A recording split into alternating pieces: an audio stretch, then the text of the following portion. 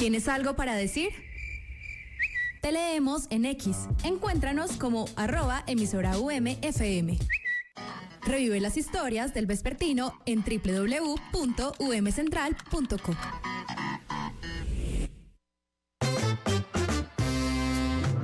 Conversemos, charlemos, parlemos y echemos cuento con nuestra invitada en el vespertino.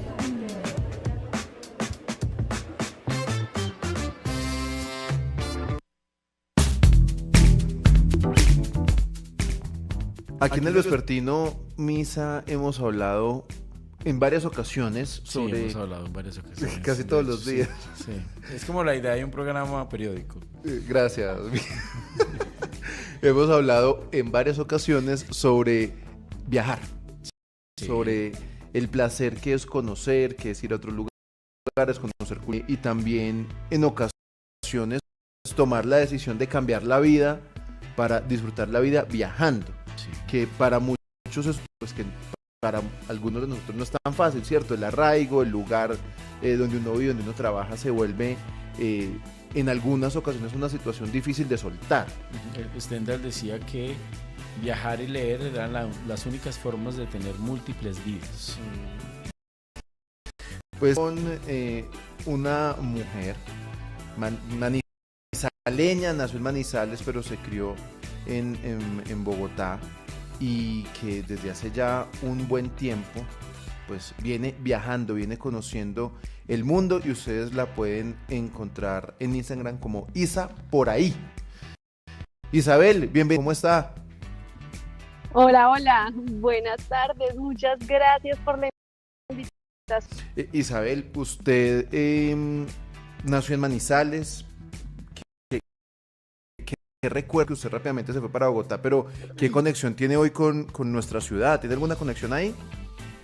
Sí, toda, o sea, toda mi familia vive en Manizales, mis primos, todas las vacaciones siempre estuve en Manizales. Hoy en día mi mamá vive en Manizales, mi hermana vive en Manizales, y digamos que se puede decir que es mi base, aunque no tengo una casa fija, es mi base por el mundo. Y de hecho, pero el nombre de la cuenta, el de Isa por ahí, indica que precisamente ya, a propósito de lo que decía Urrego, ya hay mucho desarraigo. Probablemente ya quiere estar, o ya se considera más una mujer del mundo, pues, y de múltiples culturas, ¿o no? Todavía tiene el sentido manizaleño ahí muy Incrustada. fuerte, sí. Sí. Pues no, yo creo que mi hogar, siempre yo digo que mi hogar es donde la clandestina Ricky y Río estén, que Ricky es mi pareja, Río mi perro y la clandestina mi casa. Entonces yo creo que ese es mi hogar, donde esas tres cosas estén ahí.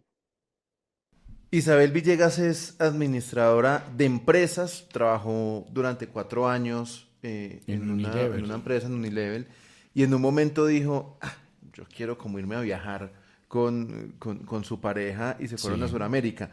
¿Cómo fueron esos inicios? ¿Cómo fue tomar esa decisión también de decir, no, el mundo laboral, empresarial, así como nos lo han vendido, no me llama mucho la atención, quiero ahorrar mi salario e ir a conocer Sudamérica, Isabel? Pues mira, mi historia no es la- como la típica historia de yo estaba aburrida en mi trabajo, no me gustaba lo que hacía. No, a mí me encantaba mi trabajo, me encantaba el trabajo de oficina que estaba teniendo, me encantaba la empresa en la cual trabajaba, pero yo a todo el mundo le digo que yo tenía un sueño más grande, que era conocer el mundo, y sentía que estaba en la edad para poder hacerlo, porque ya como que después... eh, iba a ser mucho más difícil soltar lo que tenía. En ese entonces, pues no tenía tanto, entonces fue fácil soltar. Y ahí decido junto con mi pareja, bueno, démonos supuestamente 6 meses a un año sabático y volvemos a nuestra vida tradicional. Y aquí estoy 5 años después, sin haber vuelto. Y ustedes en medio de ese viaje también pues, les cogió la pandemia, que fue una cosa que nos modificó mucho a todos. ¿Cómo fue vivir la pandemia en un país que no era el de uno, en un plan que era momentáneo y que terminó, pues, inicialmente por la pandemia también alargándose y aplazando los planes? ¿Cómo fue ese momento? Pues mira, yo entiendo que la pandemia para muchos fue un momento muy difícil, pero en mi caso personal creo que fue la mejor etapa de mi vida y fue un despertar. Nosotros nos quedamos atrapados 9 meses en el Calafate, en el sur de Argentina, en donde todo estaba abierto, era un pueblito en donde no llegó el COVID, entonces todo estaba abierto, esquié por primera vez en mi vida, patiné en lagos congelados, conocí la nieve, estuve rodeada de otros 20 extranjeros de todas partes del mundo, atrapada en ese lugar, entonces tuve la oportunidad también de viajar a través de las personas. Los martes había clases de comida turca, los jueves clase de salsa y la daba yo, colombiana, y así me fui como relacionando con personas de todas partes del mundo. Entonces yo siento que para mí la pandemia fue un antes y un después, y ahí fue que yo me di cuenta, bueno, yo puedo vivir de viajar, ya esto no va a ser un año sabático, ya esta forma de vida va a ser mi estilo de vida hasta que me canse. Esa idea interesante del viaje implica pues como abandonar ciertas cosas. Qué le fue difícil, digamos, como abandonar de esa vida de oficina, de casa fija? ¿Qué fue difícil, digamos, en un primer momento de alejarse, por decirlo así, de lo que nosotros hemos construido, entre comillas, como comodidades? Mira, si te soy sincera, yo soy muy desapegada de lo material, extremadamente desapegada de lo material, entonces para mí dejar mi apartamento, dejar mis cosas, pues cero, cero traumático, incluso yo siento que fue un poco liberador. Lo más difícil siempre va a ser la gente, obviamente, que porque a mí me gustaba tanto mi trabajo de oficina, por la gente con la cual yo trabajaba, que no solo eran compañeros de trabajo, sino grandes amigos, mi familia, o sea, porque a mí me gustaba vivir en una ciudad, porque todos los domingos yo tenía un almuerzo familiar en el apartamento de mi papá junto con mis hermanas y mi familia. Entonces, eso es lo más difícil de desapegarse y decir, bueno, unas por otras, tengo que cumplir un sueño, pero todos estos personajes en mi vida se quedan viviendo mi vida anterior y yo voy a llegar cambiada y todos seguramente también han cambiado a su manera, pero siguen en la misma parte en la cual yo los dejé hace 5 años atrás. Entonces, creo que eso es la parte difícil, la gente. Hablemos acerca de las redes sociales. Es algo donde usted ha dejado conocer sus viajes y hoy en día trabaja con eso. ¿Cómo llegó hasta allá? Bueno, yo me quedo en el Calafate, ¿cierto? Y ahí nosotros habíamos planificado 6 meses de viaje con ahorros, pero los logramos, digamos que estirar vendiendo anillos y postales y mi pareja trabaja por internet, entonces bueno, logramos, digamos que estirar esos ahorros, pero ya en la pandemia estábamos muy en rojo. Ahí es cuando digo, ¿yo en qué soy buena? A mí me encanta contar historias, voy a empezar a contar mi historia a través de redes sociales y tuve un plus muy grande, es que en la pandemia todo el mundo estaba encerrado viendo YouTube, viendo redes sociales. El consumo de redes sociales en ese momento se disparó y yo estaba, eh, digamos que, sin vivir un encierro. Entonces empecé a mostrar cómo yo estaba viviendo la pandemia, muy diferente a cómo lo estaban viviendo otras personas, viajando y demás. Y ahí fue que digo, esto es para mí. Me gusta, me encanta, voy a empezar con redes, empecé con YouTube y desde ahí digamos que no he parado. Isa, en el centro de toda esta aventura, cuéntenos cómo fue el proceso de la creación del camper. Bueno, nosotros empezamos con una mochila al hombro al principio, ¿cierto? Y viajamos con una mochila como mochileros porque hay una realidad, es que toda la cultura van life de campers, de motorhomes, carrocasas, en ese entonces por lo menos, y hoy en día también es un poquito flojo, no es tan fuerte en Colombia, ¿cierto? Entonces todas mis referencias de viaje eran con una mochila al hombro y salir a viajar con una mochila al hombro, ¿cierto? Entonces así fue como empezó el viaje. En Ecuador me conocimos a un personaje, a un viajero que nos dijo, oiga, no, no van a hacer la Patagonia chilena y argentina a bordo, mochileando porque las distancias son muy largas, les va a salir muy costoso, más bien compren una mini casa, hacen todo en Chile, hacen la Patagonia y la vuelven y la venden. Entonces ahí fue que empieza nuestro mundo van life. Compramos una minivan en Chile, con la cual vivimos casi que toda la pandemia ahí dentro de esa minivan. Dimos la vuelta por Chile, por Argentina, 2 años y medio en esas, y decidimos, este es el mundo que queremos. Adoptamos a Río, nuestro perrito, en Argentina, necesitábamos un camper más grande, decidimos venir a Colombia a hacer un camper más grande. ¿Qué pasa? Como acá no hay tantas ofertas de casas rodantes como de pronto sí lo hay en Argentina, Brasil, Chile, eh, nos metimos, digamos que en todo este cuento de hacerla nosotros mismos. Y ahí empezamos a hacerla, duramos 6 meses haciéndola con nuestras propias manos y salimos hace 3 años ya en este nuevo camper truck, que es como un camioncito. ¿Sabe más o menos cuántos kilómetros lleva ese camper truck, Isa? Nosotros en total del viaje, total hemos recorrido más de 70.000 kilómetros, Uy, wow. co- sumando la anterior minivan y Ustedes han estado en Colombia, 60.000. Ecuador, Perú, Bolivia, Chile, Argentina, No, Uruguay, pues Paraguay, Brasil, todo Sudamérica. Venezuela. Les falta tal vez las Guyanas. ¿Qué les falta de América Latina? De Sudamérica nos faltan las Guyanas, sí, Solo las la Guyanas. Guyana Y, francesa, sí. y en esos meses de estar conociendo culturas distintas, carreteras, me imagino que uno termina perdiéndose, tratando de llegar a algún lado, entrando a sitios que uno no espera conocer. ¿Qué momentos la han marcado? ¿Cuáles han sido esos aprendizajes o esas anécdotas que les han quedado a ustedes ahí marcadas en todo ese, pues, ese caminar? No, muchísimas anécdotas, la verdad, muchísimas. He tenido mucho acercamiento viajando así con, por ejemplo, personas que trabajan el campo y he logrado como que derivar como, no sé, una creencia que tenía y era que, no sé, tal vez los gerentes de mercadeo deberían ganar más que un campesino, ¿cierto? Y viajando paras mucho, sobre todo en este estilo de vida, no sé, al frente de cultivos, al frente, o en casas de campesinos, en fincas, y te das cuenta el trabajo tan complejo y tan difícil y lo humildes y lo hospitalarios que es la gente del campo. Y creo que esos han sido como los momentos más lindos que hemos tenido durante el viaje, acercándonos a eso. Isa, cuando usted, me quiero retroceder un poquito y es que usted ahorita nos decía que usted dejó muchas cosas, dentro de eso yo me imagino que el tema de la comodidad, que es fundamental, que para uno es difícil, o por ejemplo en mi caso, yo dormir en otra cama que no sea la mía, para mí eso es un sacrificio grandísimo.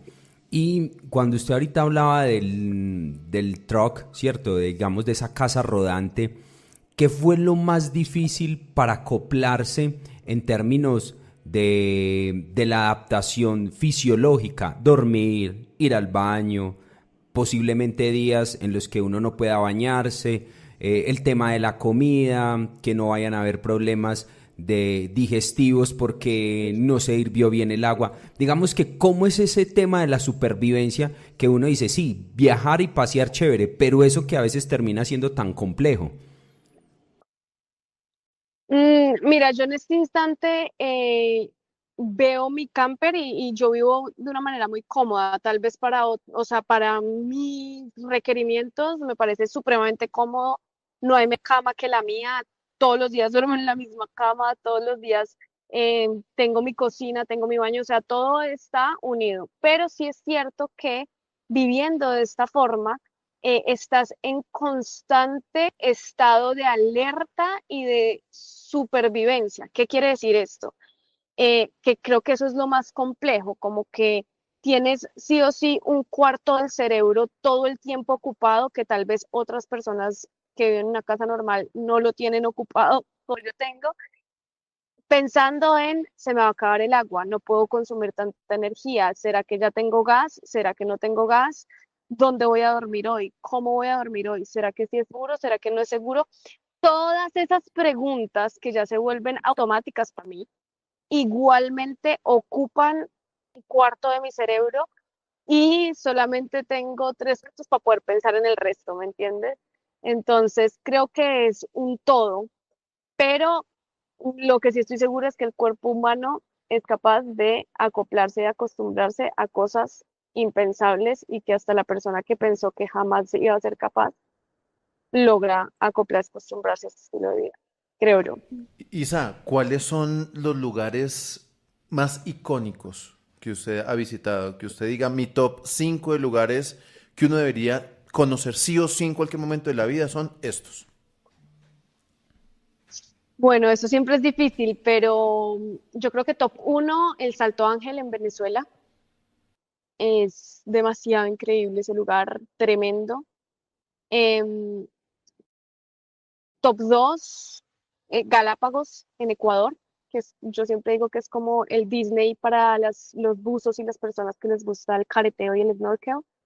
La Patagonia, ya sea chilena o argentina, cualquiera de las dos es algo increíble y tremendo. Y las playas de Brasil también. Brasil tiene 7.000 kilómetros de playas y creo que ninguna playa es oscura con arena oscura, no, todo parece como si le echaran azul de metileno. Es demasiado, demasiado espectacular. Y de Yo creo Colombia, que esos. ¿alguno que pueda competirle con esos Bueno, que han mencionado?